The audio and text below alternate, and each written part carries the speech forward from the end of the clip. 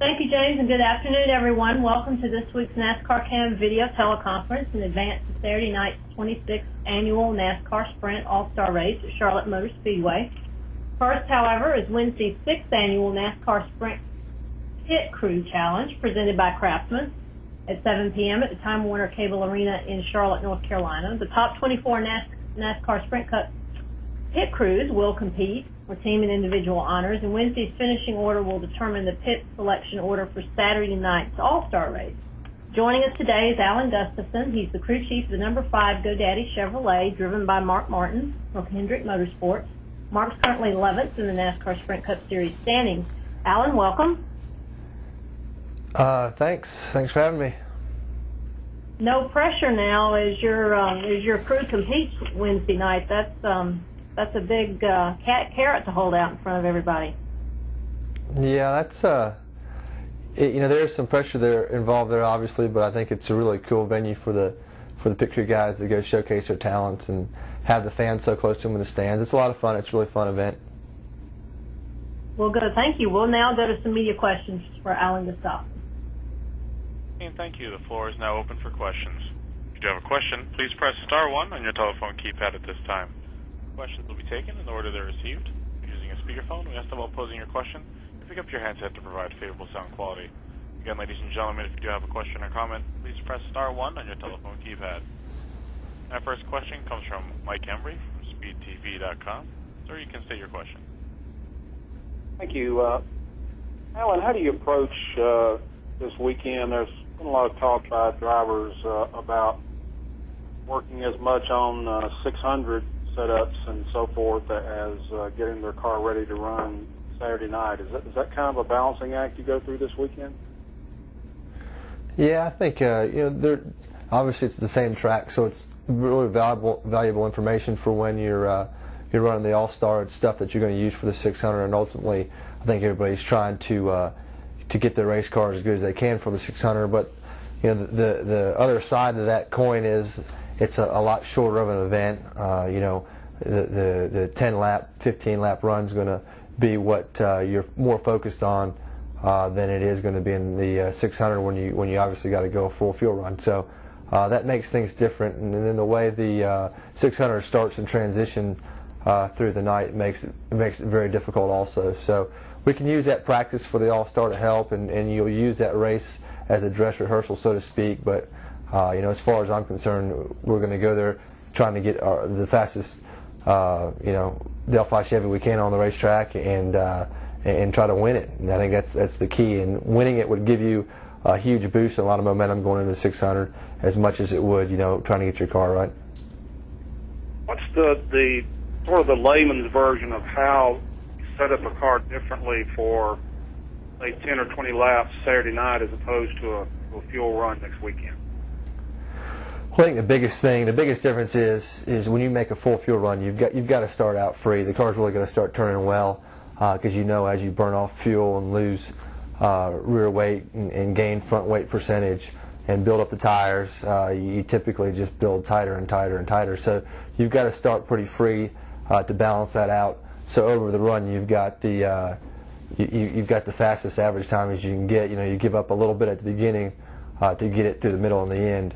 And in the All-Star race, you can't wait. There's no time to wait for the car to kind of come in, so to speak. You got to be able to go right away. So you'll run the car tighter, and you'll do a few more things that bias the car towards speed on a short run than you would at the 600 when you'll give up a little bit early in a run to get it at the end. Thanks. Okay, and our next question comes from Bob Pockris from Scene Daily. Sir, you can state your question. Yeah, Alan, have you guys been testing some things the last few weeks, or has it just been a struggle? Yeah, I mean, it's definitely been a disappointment, to say the least. We haven't been very good, and unfortunately, we struggled again this last weekend. So, I mean, you're always evolving, you're always trying to improve, you're always implementing some new components, but I can't sit there and tell you, say, hey, Bob, we're just trying some stuff out in left field, and we can get back at a moment's notice. So I wish that was the case. We seem to be off a little bit. We're searching for some things. We have been for the last 4 weeks or so. So we're pushing hard. I think the All-Star race is going to be a good chance for us to try to work through some of those things, but we just haven't had it, and we don't know what it is that we're missing, but we're going to work hard on getting it.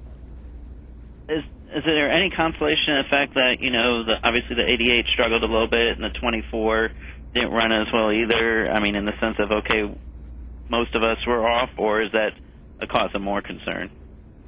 Yeah, definitely more concern. I want those guys to run well. I'd feel a lot better if 3 of our cars were running good and 1 of them weren't.